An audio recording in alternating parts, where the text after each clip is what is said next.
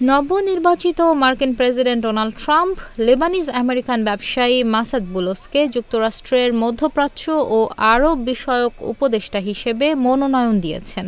স্থানীয় সময় রোববার নিজের সোশ্যাল ট্রুথে একটি পোস্টে ট্রাম্প এ তথ্য জানান। মাসাদের ছেলে মাইকেল ট্রাম্পের মেয়ে টিফানির স্বামী। সোশ্যাল ট্রুথে ট্রাম্প লেখেন, আমি এটা ঘোষণা করতে পেরে গর্বিত যে মাসাদ বুলোস প্রেসিডেন্টের আরব ও মধ্যপ্রাচ্য বিষয়ক জ্যেষ্ঠ উপদেষ্টার দায়িত্ব পালন করবেন।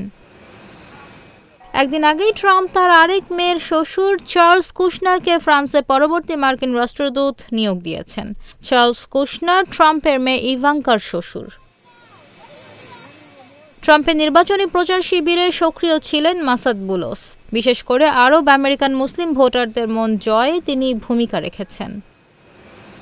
আগামী ২০ জানুয়ারি যুক্তরাষ্ট্রের ৪৭তম প্রেসিডেন্ট হিসেবে শপথ নেওয়ার কথা ট্রাম্পের। গত ৫ নভেম্বরের নির্বাচনে তিনি বর্তমান ভাইস প্রেসিডেন্ট কমলা হ্যারিসকে হারিয়ে প্রেসিডেন্ট নির্বাচিত হন।